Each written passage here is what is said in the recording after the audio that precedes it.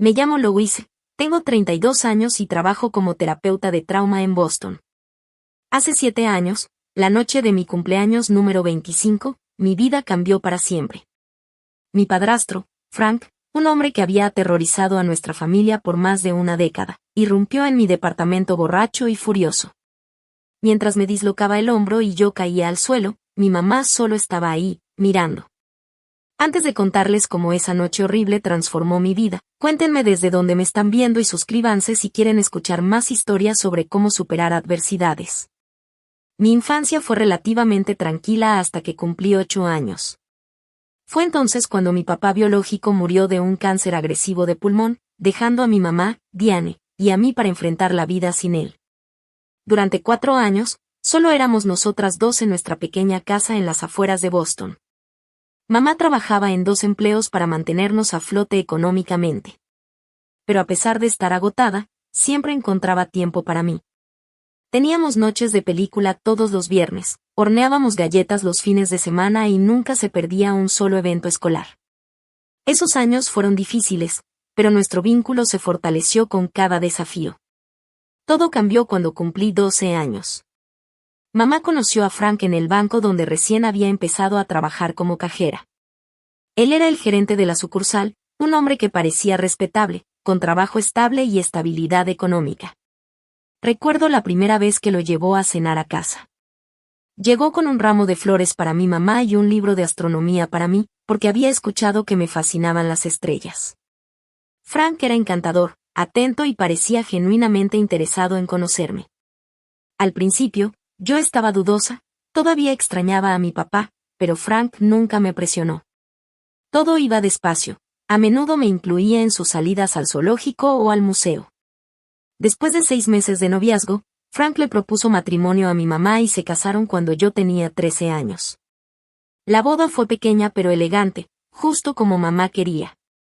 Frank tenía dinero, mucho más del que estábamos acostumbradas, y nos mudamos a su amplia casa colonial en un barrio exclusivo. Yo tenía mi propio cuarto con computadora nueva y librero. Durante los primeros meses, todo parecía perfecto. Los cambios fueron sutiles al principio. Frank insistía en manejar todas las finanzas, convenciendo a mamá de cerrar su cuenta bancaria personal y juntar todo con la suya. Él tenía explicaciones lógicas para todo. Decía que era más eficiente, que ahorrarían en comisiones, que ahora éramos una familia. Mamá estuvo de acuerdo, quizás demasiado rápido, desesperada por creer que había encontrado seguridad otra vez.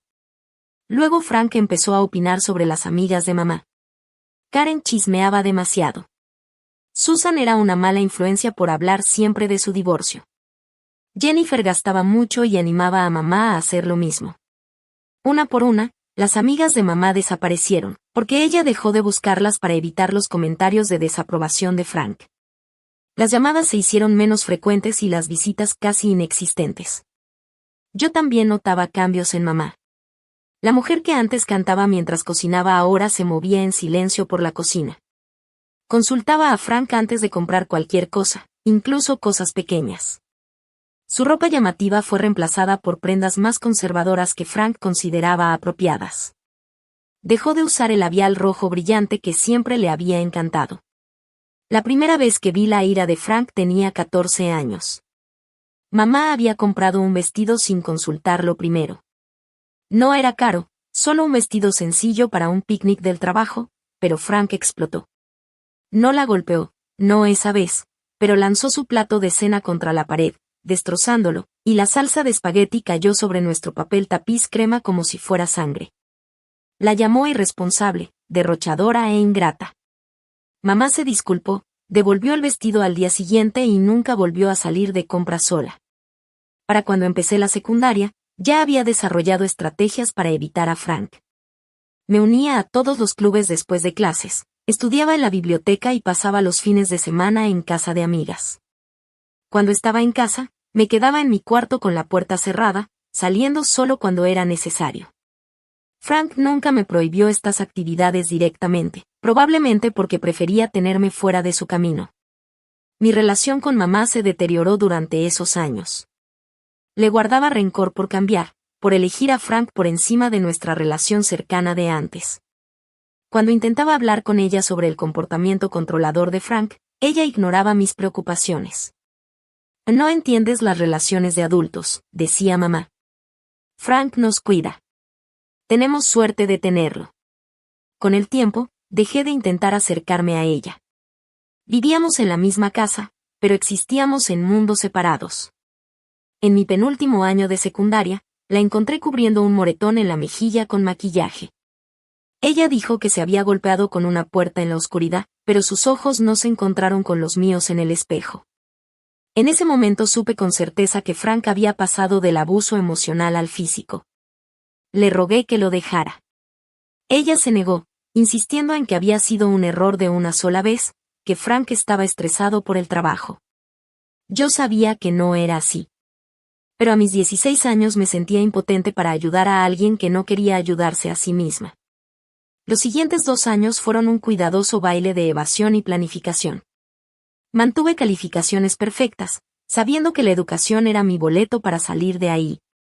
Investigué universidades lejos de casa, apliqué a todas las becas posibles y trabajé medio tiempo en una librería local para ahorrar dinero. Frank parecía contento con mis logros académicos, viéndolos como un reflejo de su buena crianza, y me dejaba en paz la mayor parte del tiempo. Mamá se volvió cada vez más retraída, una sombra de la mujer que había sido mi mejor amiga y mi protectora más feroz. Cuando llegó mi carta de aceptación de la Universidad de Boston, con una beca importante, sentí que finalmente podía respirar. Frank fue sorprendentemente apoyador, probablemente porque mis logros lo hacían quedar bien en la comunidad, y tal vez también porque quería que me fuera de la casa. Mamá parecía dividida entre orgullo y miedo. La noche antes de irme a la universidad, vino a mi cuarto después de que Frank se durmiera. «Estoy orgullosa de ti», susurró, sentándose al borde de mi cama como solía hacer cuando era pequeña. «Vas a hacer cosas increíbles». Había algo en su voz, una mezcla de tristeza y anhelo, que me hizo doler el corazón. «Ven conmigo», dije impulsivamente. «Podríamos rentar un departamento juntas. Podrías buscar trabajo en Boston». Ella negó con la cabeza, con esa expresión familiar de resignación en el rostro. «Esta es mi vida ahora, lo hice, pero no tiene que ser la tuya. Prométeme que vas a construir una buena vida sin importar qué pase». A la mañana siguiente, Frank nos llevó a Boston en un silencio tenso. Él me ayudó a subir las cajas a mi cuarto del dormitorio, haciendo perfectamente el papel de padrastro dedicado frente a mi compañera de cuarto y sus papás. Cuando llegó el momento de irse, mamá me abrazó fuerte, susurrándome al oído. «Te amo». Frank me dio una palmada incómoda en el hombro y un cheque para emergencias. Nunca lo cobré. Mi primer semestre en la universidad fue como salir de una cueva oscura a la luz del sol. Hice amigas que no sabían nada de mi vida en casa. Me uní a grupos de estudio e incluso intenté entrar al equipo de debate. Mi compañera de cuarto, Zoe, estudiaba periodismo y me presentó a su grupo ecléctico de amigos. Por primera vez en años, me sentí normal, libre de la tensión constante de vivir con Frank. En mi segundo año, decidí estudiar psicología, motivada por la necesidad de entender lo que le había pasado a mi familia. ¿Por qué mamá se quedaba con Frank? ¿Por qué Frank necesitaba controlar y lastimar a los demás? ¿Podría yo haber hecho algo diferente? Mis profesores notaron mi intensidad, mi necesidad desesperada de respuestas. La profesora Sara Lavigne mostró un interés especial en mi progreso académico. Especialista en trauma y violencia doméstica, se convirtió en mi mentora y, con el tiempo, en amiga. Un día, durante horas de oficina, finalmente le hablé sobre mi situación en casa. En lugar de lástima, me ofreció comprensión y consejos prácticos. Me recomendó libros, me conectó con grupos de apoyo para hijos adultos de hogares abusivos y me animó a considerar terapia. Los patrones con los que crecemos nos moldean, explicó. Pero no tienen que definirnos. Entenderlos es el primer paso para liberarnos. Durante esos años, comunicarme con mamá se volvió cada vez más difícil. Nuestras llamadas eran breves y superficiales, siempre cuando Frank estaba en el trabajo. Nunca compartía nada importante de su vida, y respondía a mis preguntas con vagas frases de que todo estaba bien. Volví a casa en vacaciones durante mi primer año. Pero el ambiente era tan sofocante que encontré excusas para quedarme en la universidad casi todas las vacaciones después de eso. Mamá me visitaba ocasionalmente, siempre sola, siempre mirando por encima del hombro como si Frank pudiera aparecer detrás de ella.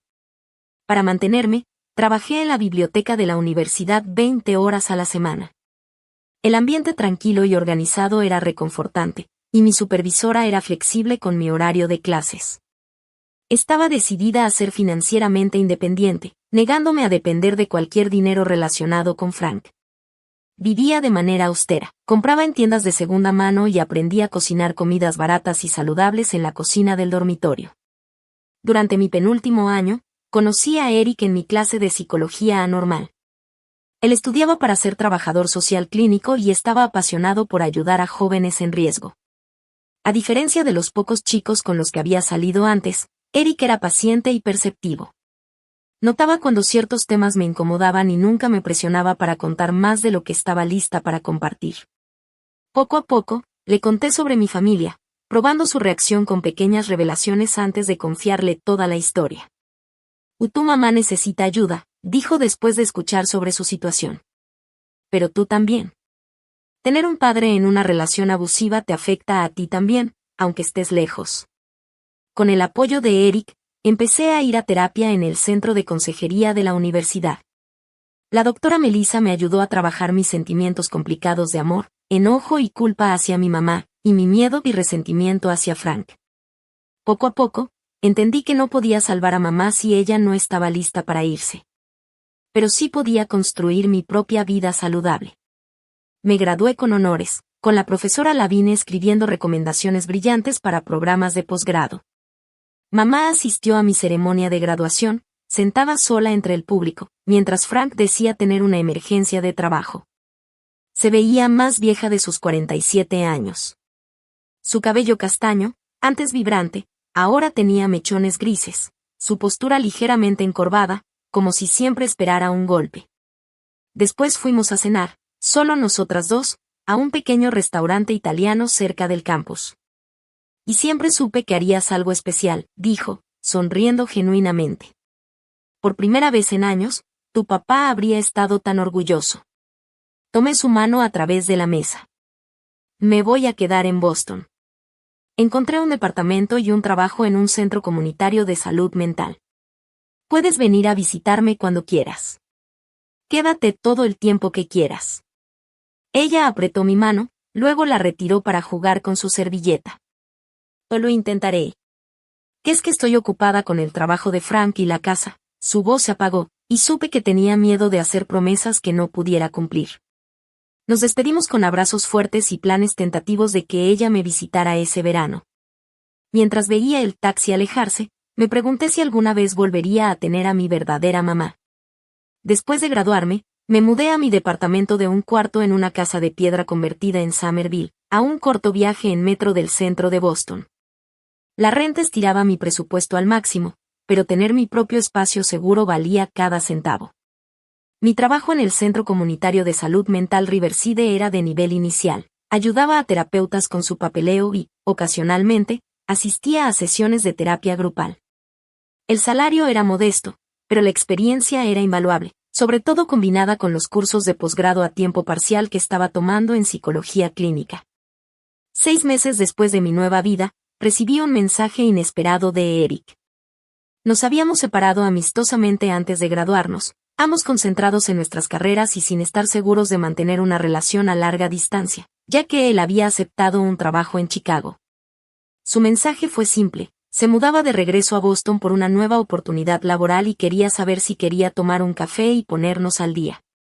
Nuestro café de reencuentro se convirtió en cena, que luego se volvió en citas regulares. Eric había madurado durante nuestro tiempo separados, más confiado en sus habilidades y con metas más claras. Ahora trabajaba en una organización sin fines de lucro que brindaba servicios de consejería a familias de bajos ingresos, especialmente a aquellas afectadas por adicciones. Volvimos a nuestra relación con sorprendente facilidad, ambas personas más conscientes de sí mismas y mejor comunicadas que en la universidad. Una tarde, durante una videollamada con mamá, noté un moretón amarillento alrededor de su ojo derecho. Cuando le pregunté, Ajustó nerviosamente su cámara y dijo que se había tropezado en las escaleras mientras llevaba ropa.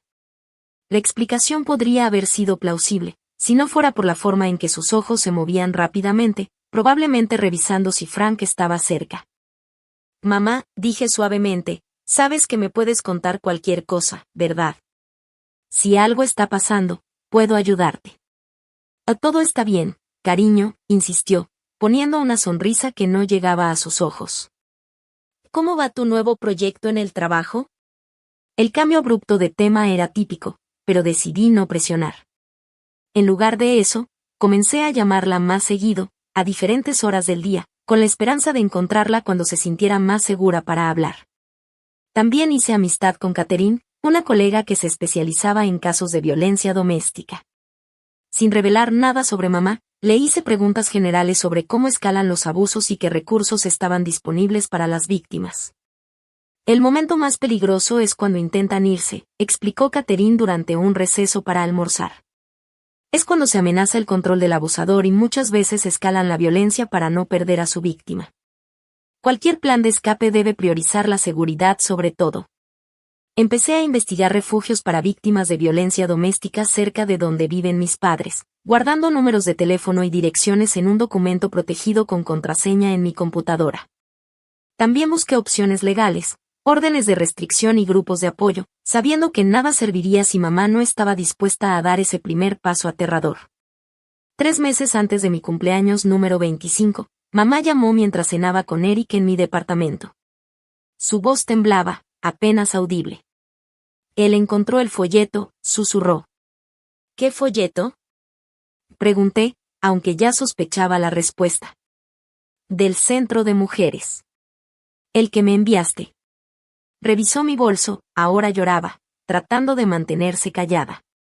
Dice que soy ingrata por planear irme después de todo lo que ha hecho por mí. Me rompió el teléfono. Estoy usando el teléfono fijo de la vecina mientras él no está. Mi corazón se aceleró. Mamá, escúchame. Empaca una bolsa pequeña. Solo lo esencial. Te pediré un Uber hasta la estación de autobuses. Puedes venir a quedarte conmigo. Resolveremos todo cuando estés segura. No puedo simplemente irme, protestó débilmente. La casa, mi trabajo. ¿Qué dirán los demás? Nada de eso importa si no estás segura, insistí. Por favor, mamá. Tengo miedo de lo que pueda hacer. Hubo una larga pausa. Quizá tengas razón, dijo finalmente. Y déjame pensarlo. Te llamaré mañana cuando él esté en el trabajo. Eric, que había estado escuchando mi parte de la conversación, se veía preocupado. ¿Crees que ella está en peligro inmediato?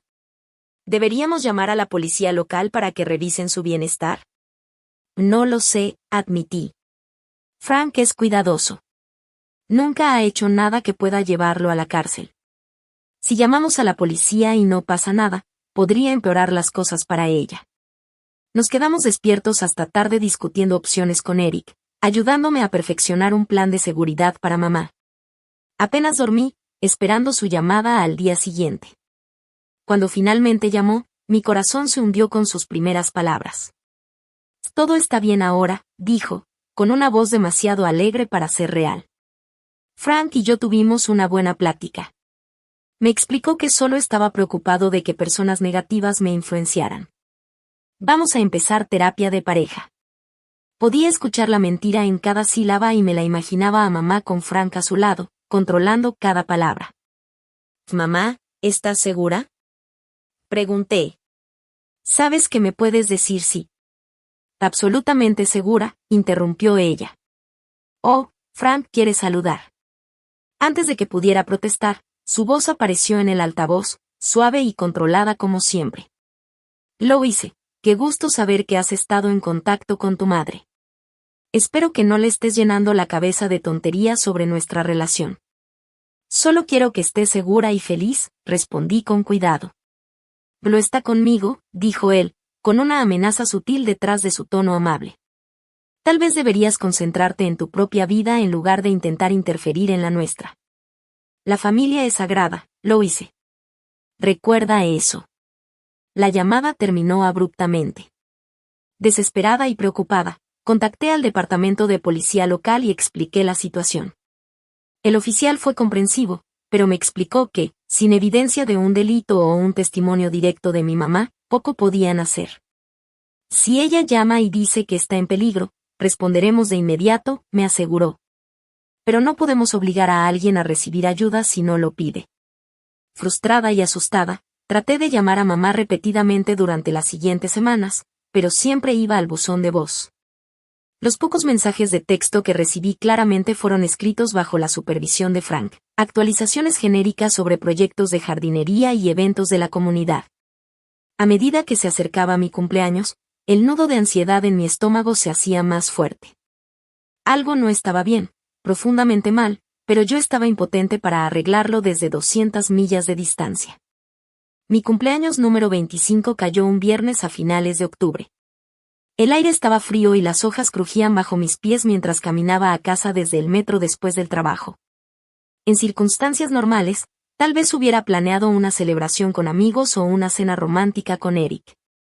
En cambio, había aceptado que él me llevara a cenar al día siguiente, ya que tenía una emergencia ineludible con un cliente esa noche. Te lo compensaré mañana, prometió, dándome un beso de despedida esa mañana. Tendremos la mejor celebración de cumpleaños atrasada de todas. Mis colegas me habían sorprendido en el almuerzo con cupcakes y una pequeña tarjeta de regalo.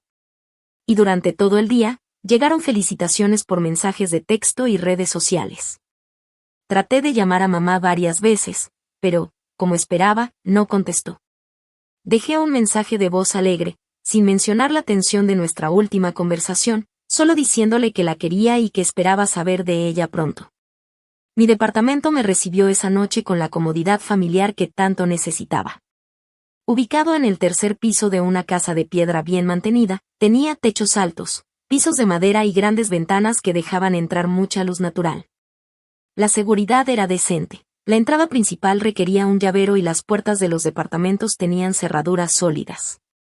Hacía mío el espacio con muebles de segunda mano, plantas y artículos de psicología enmarcados que encontraba inspiradores. Era pequeño, pero me sentía seguro, un santuario del caos de mi infancia. Me consentí con comida para llevar de mi restaurante tailandés favorito, abrí una botella de vino y me acomodé en el sofá con una novela que había querido leer. Alrededor de las 9, Eric me llamó para felicitarme de nuevo y prometió que la celebración del día siguiente valdría la espera. A las 11, ya estaba en pijama, a punto de dormirme. La novela quedó olvidada en la mesa de noche. El golpe en la puerta me despertó de golpe. Desorientada, busqué mi teléfono para ver la hora. 12:17 de la mañana. El golpe continuaba, cada vez más insistente, intercalado ahora con una voz que reconocí con terror absoluto. «Abre esta puerta», lo hice. La voz de Frank, arrastrada pero inconfundible. «Sé que estás ahí». Con el corazón latiendo a 1000 por hora, me acerqué a la puerta y miré por la mirilla. Frank estaba en el pasillo, la cara enrojecida por la rabia, el alcohol o ambos. Detrás de él, parcialmente oculta, estaba mi mamá, con el rostro congelado en una máscara de terror. Frank golpeó de nuevo, haciendo que la puerta temblara en su marco. «¿Qué hacen aquí?», grité desde la puerta, tratando de mantener la voz firme mientras escribía un mensaje a Eric con una mano. «Es después de la medianoche». «Vinimos a felicitarte», respondió Frank con un intento grotesco de jovialidad. «Ábreme», lo hice. «No seas grosera con tus padres». «Por favor, váyanse», dije más fuerte. «Ahora llamaré a la policía si no se van». Fue entonces cuando algo en Frank se rompió. «Ingrata maldita», rugió, lanzando su cuerpo contra la puerta con tanta fuerza que la madera se astilló alrededor de la cerradura. 2 patadas más y la puerta cedió por completo. Frank entró tambaleándose en mi departamento, con la rabia asesina en los ojos. Retrocedí, con el teléfono apretado en la mano. «Te estoy llamando al 911. La advertí, con los dedos ya marcando el número. Frank se lanzó hacia mí con una velocidad sorprendente para un hombre de su tamaño. Me quitó el teléfono de la mano, haciéndolo rodar por el piso. Antes de que pudiera reaccionar, sus dedos se enredaron en mi cabello, jalándome hacia adelante con tanta fuerza que un dolor explosivo recorrió mi cuero cabelludo. Su otra mano se convirtió en un puño que golpeó mi pómulo, haciendo que estrellas cruzaran mi visión. Frank, la voz de mi mamá, delgada y aterrada desde la puerta. Por favor, le estás haciendo daño. Él la ignoró, arrastrándome por el cabello a través de la sala y estrellándome contra la pared. Mi cabeza chocó contra el yeso, aturdiéndome por un momento. Intenté defenderme, arañando su cara, pateando sus espinillas, pero Frank pesaba al menos 45 kilos más que yo. «Mamá, ayúdame», y grité, haciendo contacto visual con ella sobre el hombro de Frank. Ella estaba paralizada en la puerta, con las manos cubriéndose la boca, los ojos abiertos de horror, pero el cuerpo inmóvil. «Por favor, mamá». Frank me giró, agarró mi brazo derecho y lo torció detrás de mi espalda, empujando hacia arriba con una fuerza salvaje. Se escuchó un chasquido nauseabundo cuando mi hombro se dislocó. El dolor era tan intenso que mi visión se redujo a pequeños puntos de luz en un mar de oscuridad. Grité, un sonido primitivo y agonizante. Si esto pasa cuando intentas destruir una familia, siseó Frank en mi oído, su aliento caliente y con olor a whisky. Esto es lo que te mereces. Me empujó contra la pared otra vez, mi hombro ya lastimado soportando la peor parte del impacto. El dolor era cegador, me dio náuseas. Sentí que algo se rompía en mi caja torácica cuando me golpeó de nuevo, esta vez en el costado. Otro golpe alcanzó mi sien, haciéndome caer al suelo. Con los ojos hinchados, vi mi teléfono a solo unos centímetros de mi mano izquierda extendida. Con las últimas fuerzas, lo alcancé, y mis dedos encontraron el botón de SOS de emergencia que había programado. 3 toques rápidos enviaron mi ubicación a los servicios de emergencia. El pie de Frank golpeó otra vez mis costillas y me encogí en bola protectora, saboreando la sangre y sintiendo que la conciencia se me escapaba. Lo último que recuerdo antes de que la oscuridad me reclamara fue el rostro de mi mamá, con lágrimas corriendo por sus mejillas, su boca formando palabras que ya no podía escuchar. A lo lejos, las sirenas aullaban, acercándose y luego alejándose mientras me sumía en la inconsciencia. El pitido constante de un monitor cardíaco me sacó de la oscuridad. Mis párpados pesaban increíblemente, pero logré abrirlos y vi un techo blanco borroso con luces fluorescentes. El dolor irradiaba de todas partes, especialmente de mi hombro derecho y caja torácica.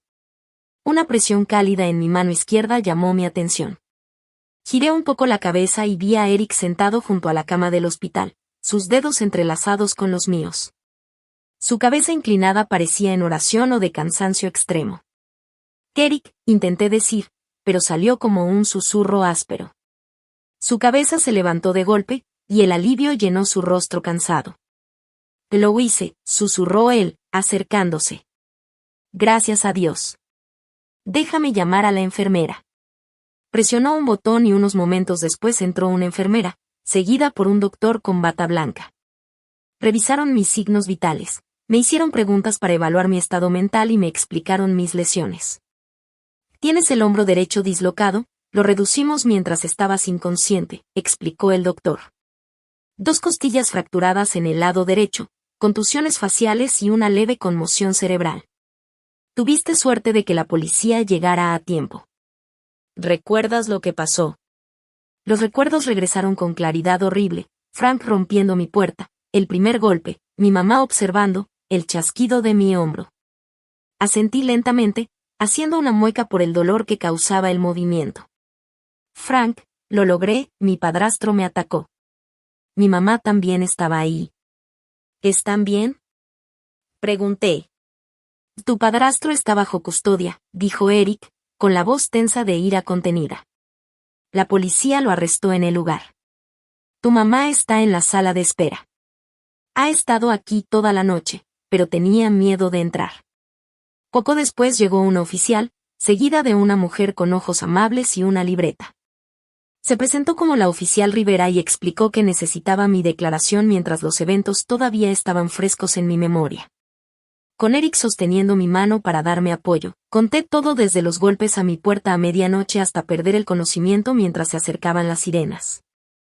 Tenemos a tu padrastro bajo custodia por cargos de allanamiento de morada y agresión, confirmó la oficial Rivera. Tu llamada de emergencia grabó parte del ataque y la evidencia de la entrada forzada es clara. Tus lesiones y el informe médico respaldarán el caso. Ahora la pregunta es si quieres presentar cargos. Y sí, dije sin dudar. Quiero que lo procesen al máximo posible. La oficial Rivera asintió. Bien. Muy a menudo, en casos de violencia doméstica, las víctimas tienen miedo de seguir adelante. Habrá papeles que firmar cuando te sientas mejor. También necesitaremos hablar sobre una orden de restricción.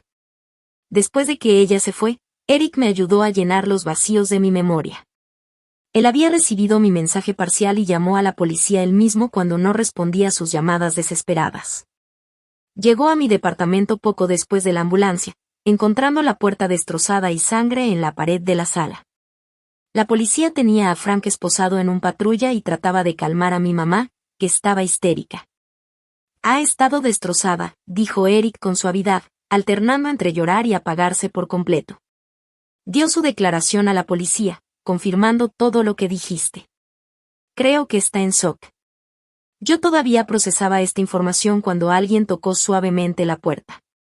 Mi mamá estaba ahí, luciendo más pequeña de lo que recordaba, con el rostro pálido y oscuro debajo de los ojos hinchados. ¿Puedo entrar?, preguntó con vacilación. Eric me miró con duda y yo asentí. Apretó mi mano y luego se levantó. Voy por café y les dejo un poco de privacidad, dijo. Cuando la puerta se cerró tras él, mamá se acercó lentamente a la cama, como si tuviera miedo de que la echara. Al ver mi rostro de cerca, los moretones ya volviéndose morados, se tapó la boca con la mano y nuevas lágrimas corrieron por sus mejillas. Lo siento mucho, susurró, con la voz quebrada. Lo hice, lo siento tanto. Parte de mí quería apartarme, rechazar su disculpa por ser demasiado tarde y demasiado poco. Pero la parte más grande vio lo que había pasado por alto durante nuestras videollamadas, la mirada asustada en sus ojos, el leve temblor en sus manos, la manera en que se sobresaltaba con movimientos repentinos. Signos clásicos de trauma que había aprendido a reconocer en otros, pero que de alguna manera había pasado por alto en mi propia madre. Siéntate, mamá, dije, señalando la silla que Eric había dejado libre. Ella se sentó al borde, torciendo nerviosamente las manos en su regazo. Nunca pensé que él te haría daño, dijo. Amenazó tantas veces, pero yo pensaba que solo hablaba. Pensé que si me quedaba con él, si hacía todo lo que quería, te dejaría en paz.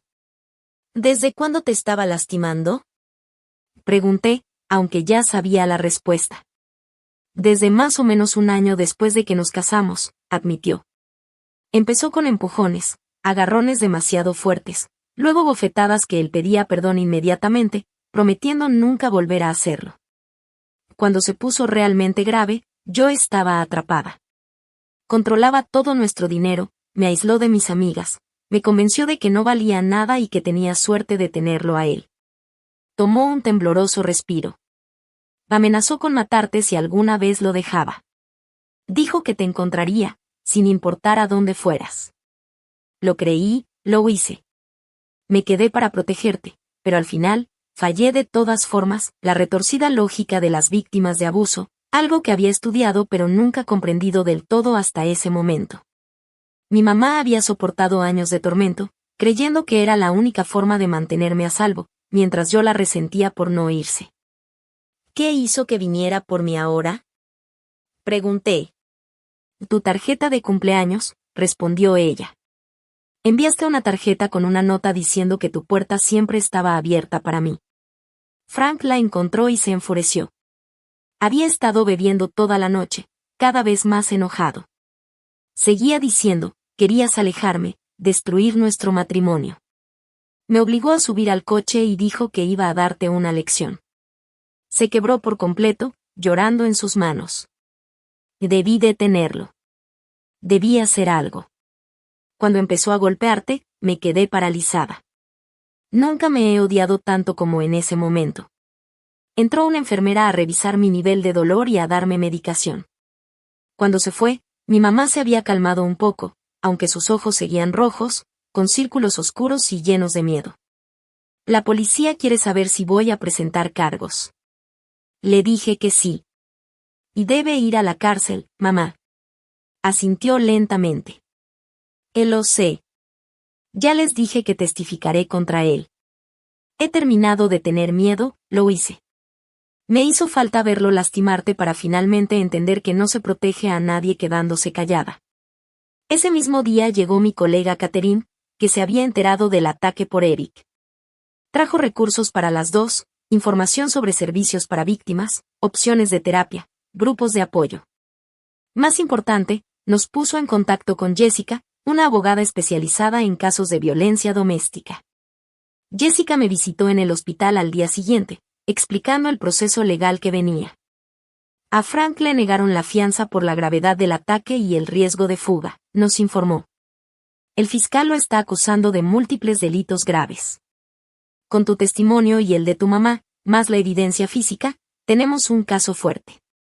Mi mamá se quedó en un hotel cerca del hospital, visitándome todos los días mientras me recuperaba. Hablamos más abiertamente que en años, conversaciones dolorosas sobre el pasado y tímidas sobre el futuro. Ella aceptó ver a una terapeuta especializada en abuso doméstico, el primer paso en un largo proceso de sanación para las dos. Después de 5 días, me dieron de alta con el brazo en cabestrillo, recetas para el dolor y citas de seguimiento. Eric insistió en que me quedara en su departamento hasta que el mío estuviera reparado y con mejores cerraduras. Mi mamá también vino, ocupando la habitación de repuesto de Eric, mientras yo dormía en su cama y él en el sofá, a pesar de mis protestas. En esas primeras semanas de recuperación, mientras mi cuerpo sanaba lentamente y el caso legal contra Frank tomaba forma, mamá y yo comenzamos el delicado proceso de reconstruir nuestra relación. Hubo momentos de tensión, resentimiento que afloraba sin decirse, pero también momentos de conexión inesperada. Ahora éramos dos sobrevivientes, unidas por el trauma compartido, pero también por la posibilidad de liberarnos de la sombra de Frank. 3 meses después del ataque, estaba fuera del Palacio de Justicia del Condado de Suffolk, con la mano de Eric fuertemente entrelazada con la mía. Mi hombro había sanado lo suficiente como para no necesitar el cabestrillo, aunque ciertos movimientos todavía me causaban dolor. El fisioterapeuta me advirtió que quizás siempre tendría alguna limitación en la articulación, un recordatorio permanente de esa noche. El Palacio de Justicia era imponente, con columnas de granito y amplios escalones diseñados para intimidar con su grandeza. Dentro, los pisos de mármol pulido reflejaban pasos apresurados, conversaciones en susurros y la voz autoritaria ocasional llamando un número o un nombre. El aire olía a cera para muebles y ansiedad. Jessica nos recibió en el lobby, profesional con un traje azul marino y su portafolios lleno de documentos. La sala del tribunal quedó en silencio cuando entramos. Todas las miradas se volvieron hacia nosotras. Frank estaba sentado en la mesa de la defensa, impecablemente vestido con un traje caro, su cabello plateado perfectamente peinado. Parecía más un director ejecutivo que un hombre acusado de agresión violenta. A su lado estaba su abogado, Thomas Wilson, conocido por representar a clientes adinerados y conseguir resultados favorables con tácticas agresivas. Los ojos de Frank se cruzaron con los míos por un instante, mostrando un destello de desprecio antes de recomponerse. Me negué a apartar la mirada, manteniendo su mirada hasta que se volvió para susurrarle algo a su abogado. Esa pequeña victoria me dio fuerza mientras nos sentábamos detrás de la mesa de la fiscalía. El juicio comenzó con las declaraciones iniciales. La fiscal, María Delgado, presentó el caso de manera clara y firme, detallando la entrada forzada y mis heridas. Destacó el historial de comportamiento controlador de Frank y la naturaleza premeditada del ataque. La declaración inicial de Wilson pintó una historia completamente diferente.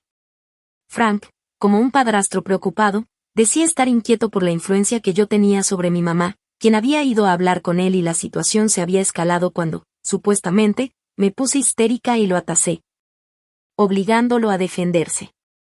La mentira era tan absurda que tuve que agarrarme del banco para no objetar. Intentarán darle la vuelta a todo, susurró Jessica. Deja que la evidencia hable por sí misma. Cuando me llamaron a testificar, caminé hacia el estrado con paso deliberado y tranquilo, jurando decir la verdad y enfrentando a la sala. Durante casi 2 horas respondí las preguntas de la fiscal, describiendo mi infancia, la entrada de Frank a nuestras vidas, el control creciente, el aislamiento de mi mamá y, finalmente, con detalles excruciantes, los eventos de esa noche de octubre. ¿En algún momento usted atacó o amenazó al señor Sullivan antes de que él derribara su puerta?, preguntó Delgado. No, dije con firmeza. Ni siquiera abrí la puerta. Le pedí que se fuera y le dije que llamaría a la policía si no lo hacía. El contrainterrogatorio de Wilson fue exactamente como Jessica me había preparado, agresivo, manipulador y diseñado para provocar una reacción emocional que pudiera hacerme parecer inestable. No es cierto, señorita Moore, que ha estado tratando de separar a su madre de su padrastro durante años, exigió. He estado tratando de ayudar a mi madre a escapar de una relación abusiva, corregí con calma.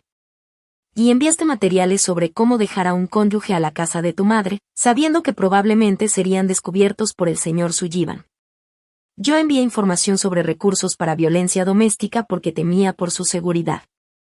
Él intentó presentarme como vengativa, resentida por la autoridad de Frank, decidida a destruir su matrimonio por celos. Con cada pregunta, respiraba profundo antes de responder, me apegaba a los hechos y me negaba a dejarme provocar para enojarme. El testimonio de mi madre al día siguiente fue tanto desgarrador como poderoso. Su voz temblaba al principio mientras describía 12 años de abuso creciente, pero se fortaleció al detallar las amenazas de Frank, el control económico, el aislamiento y, finalmente, la noche en que la obligó a subir al coche para ir a confrontarme.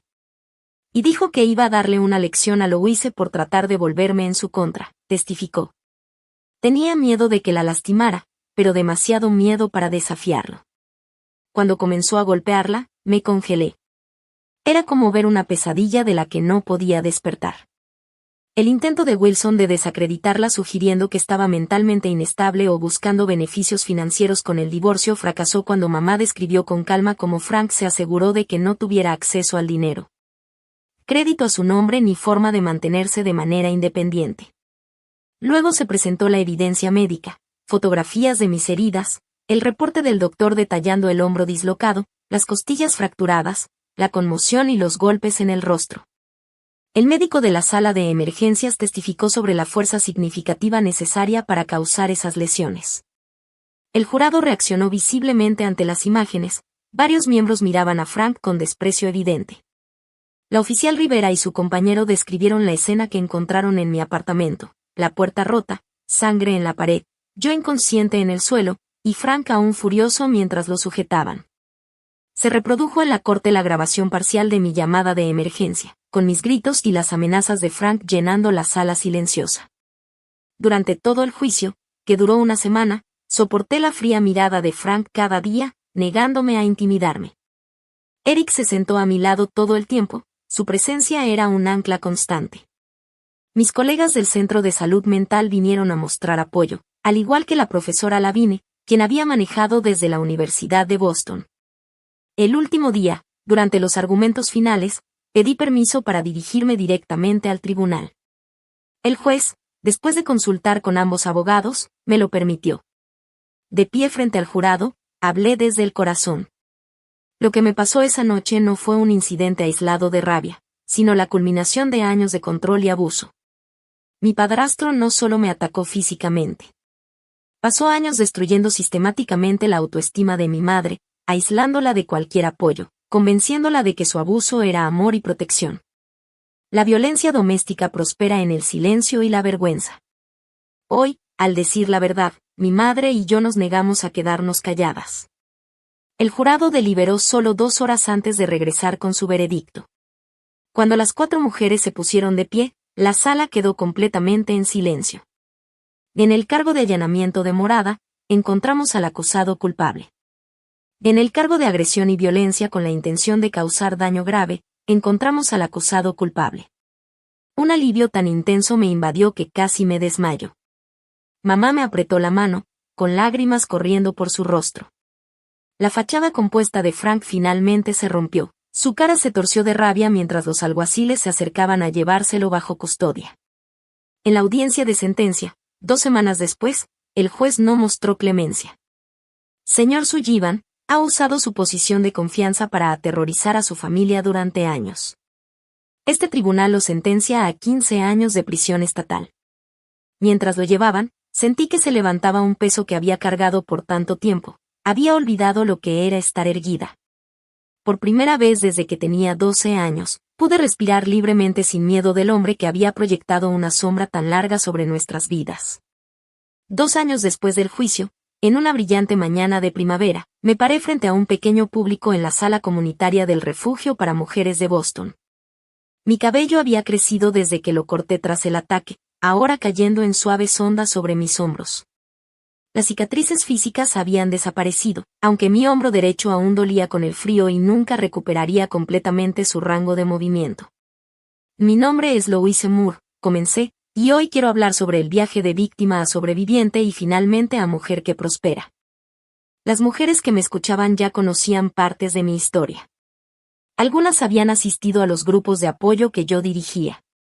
Otras habían recibido consejería en el Centro Braxru, la organización que había fundado después de terminar mi maestría en psicología del trauma. Después del juicio, me dediqué por completo a terminar mi educación, decidida a convertir mi experiencia en algo significativo. Con la guía del profesor Lavine y un apoyo económico de una fundación que ayuda a víctimas. Había establecido un pequeño pero creciente centro dedicado a ayudar a sobrevivientes de violencia doméstica a reconstruir sus vidas.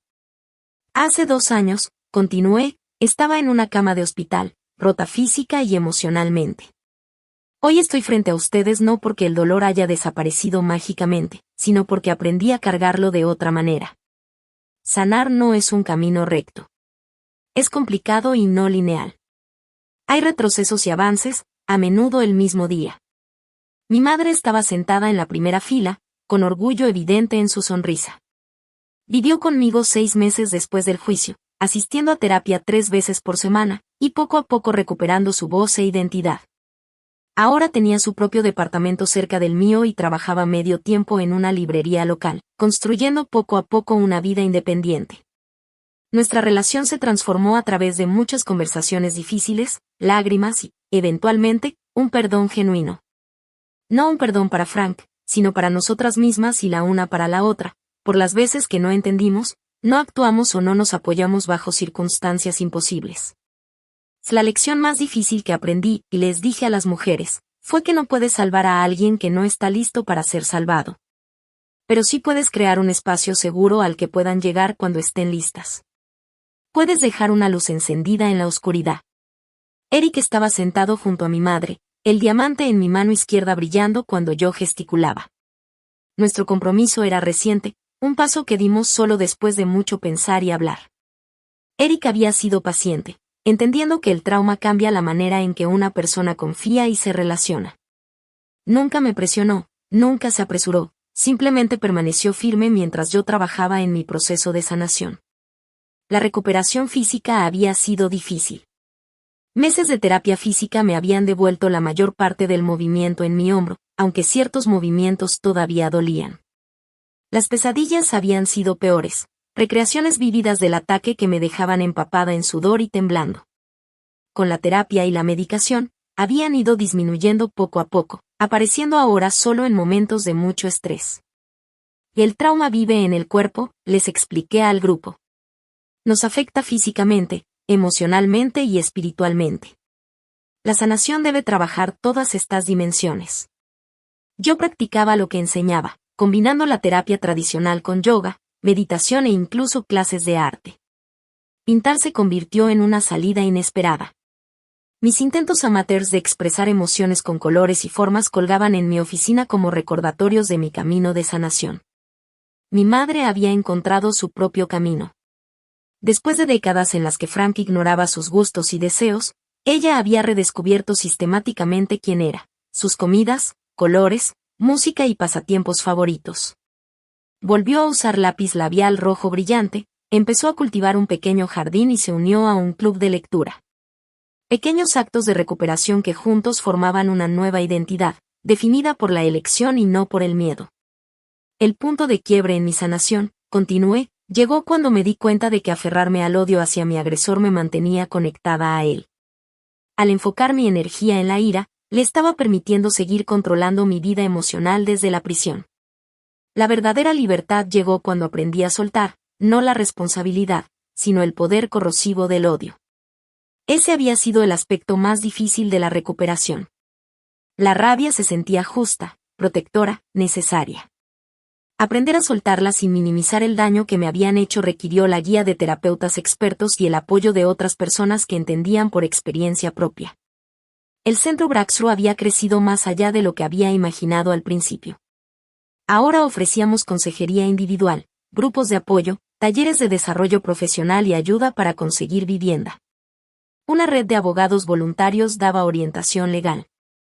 Clientes anteriores regresaban como mentores, creando una comunidad de apoyo mutuo. Una de esas historias de éxito fue Nancy, una mujer de unos 40 años que había asistido a una de mis primeras conferencias. Después de 15 años con un esposo abusivo, había encontrado el valor para irse, inspirada en parte por mi historia. Ahora ella trabajaba como voluntaria en el centro, y sus habilidades en contabilidad eran muy útiles para las clientas que reconstruían su independencia financiera. El mayor mito sobre el abuso, les dije al público, es que solo le pasa a cierto tipo de personas, a quienes son débiles o codependientes. La verdad es que el abuso le puede pasar a cualquiera. Las víctimas no necesitan nuestro juicio, necesitan nuestra compasión y apoyo práctico. Al terminar mi charla, miré los rostros frente a mí. Algunos con cicatrices visibles, otros con heridas invisibles, pero igual de reales. Cada persona representaba tanto una tragedia como un triunfo, vidas desviadas por la violencia, pero que se negaban a dejar que eso las definiera. Mi padrastro nos quitó muchas cosas a mi madre y a mí, dije. Años de paz, seguridad, bienestar físico. Pero no logró quitarnos lo más importante, nuestra capacidad de sanar, de amar, de construir algo nuevo a partir de lo que quedó destruido. Esa resiliencia vive en cada uno de ustedes. No es algo especial o único de mí. Es la habilidad humana de empezar de nuevo, sin importar cuántas veces nos hayan roto. El aplauso fue cálido al terminar, algunas mujeres se secaban las lágrimas. Cuando se acercaron a hablar conmigo después, compartiendo sus historias y retos, sentí la mezcla familiar de dolor y esperanza que ahora caracteriza mi trabajo. Cada conversación me recordaba que la sanación ocurre en conexión, no en aislamiento. Nos recuperamos ayudando a otros a recuperarse. Esa noche, Eric y yo organizamos una pequeña cena en nuestro departamento. Mi madre trajo su famosa tarta de manzana, Catherine vino con su esposo, y el profesor Lavigne manejó desde la universidad. Rodeada de esta familia elegida, reflexioné sobre lo lejos que habíamos llegado todos. Un brindis, sugirió Eric, levantando su copa. Por Louise, cuyo coraje sigue inspirando a todos a su alrededor. Negué con la cabeza, levantando mi propia copa. Por todos nosotros, por elegir el amor sobre el miedo, la conexión sobre el aislamiento y la esperanza sobre la desesperación. Cada día, mientras las conversaciones y risas llenaban el departamento que alguna vez fue escenario de tanta violencia, sentía la verdad de lo que les había dicho a las mujeres. El trauma te cambia para siempre. No hay regreso a quien eras antes. Pero con apoyo, determinación y tiempo, puedes construir algo nuevo y significativo a partir de los pedazos que quedan. Lo que pasó esa noche, hace 7 años, siempre será parte de mi historia, pero ya no es el capítulo que me define. Es solo una parte de una narrativa mucho más grande sobre resiliencia, compasión y el poder transformador de romper el silencio. Si esta historia te tocó de alguna manera, compártela con alguien que pueda necesitar escucharla. Deja un comentario sobre tus experiencias superando adversidades o recursos que te han ayudado en momentos difíciles. Recuerda que suscribirte y dar like ayuda a que estas historias lleguen a otros que pueden sentirse solos en sus luchas. Gracias por escuchar y recuerda, sin importar lo que hayas vivido, la sanación siempre es posible y nunca estás realmente solo. Con el tiempo, comprendí que la vida no se trata de lo que nos sucede, sino de cómo respondemos. Mi madre y yo habíamos recorrido un camino que ninguna de las dos imaginaba, de la desesperación al miedo, de la violencia al coraje, de la soledad a la conexión. Habíamos aprendido a confiar de nuevo, a reconstruir nuestra relación, sobre todo, a protegernos y cuidarnos. El centro de apoyo que fundé no solo ayudaba a otras personas, sino que también nos recordaba a mi madre y a mí que nuestra experiencia podía transformarse en algo bueno. Cada historia que escuchábamos, Cada abrazo que compartíamos con alguien que encontraba valor en nuestras palabras, nos fortalecía y nos enseñaba que la resiliencia no es solo sobrevivir, sino vivir plenamente a pesar de todo. Aprendí que el perdón no significa olvidar ni justificar lo que pasó. Significa liberarnos del peso del odio y del miedo, y darnos la oportunidad de reconstruirnos. Yo perdoné a mi madre y a mí misma por los momentos de debilidad, por no haber visto antes lo que sucedía, y por permitirnos ser humanas. Perdonamos para poder avanzar, para poder respirar sin temor y para elegir la felicidad aún en medio de cicatrices. Eric estaba siempre a nuestro lado, paciente y constante, recordándonos que el amor verdadero no se impone ni apresura, acompaña y sostiene. Con él aprendí que la confianza puede reconstruirse, paso a paso, y que la vida puede ser dulce después de la tormenta. Hoy, cuando miro atrás, veo cada miedo, cada lágrima y cada golpe no como finales, sino como partes de un viaje que nos hizo más fuertes. Lo que sucedió hace 7 años ya no me define. Definimos nuestra propia historia, llena de esperanza, compasión y fuerza. Mi mensaje para quienes escuchan o leen esto es claro: el trauma deja marcas, pero también deja enseñanzas. La sanación es posible, la vida puede renacer y nadie tiene que recorrer el camino solo. Siempre hay una luz, siempre hay un lugar seguro al que podemos volver, siempre hay alguien dispuesto a sostener nuestra mano mientras damos el siguiente paso. Así, cerramos este capítulo con gratitud y determinación. No solo sobrevivimos, aprendimos a vivir, a amar y a crear un futuro más brillante. Cada día, cada pequeño gesto de valentía, de cuidado y de conexión, es un triunfo. Y aunque el pasado nunca desaparezca por completo, podemos transformar su dolor en fuerza, su miedo en libertad, y su silencio en voz. Porque la verdadera victoria no es solo sobrevivir, sino florecer, sanar y elegir la esperanza, una y otra vez.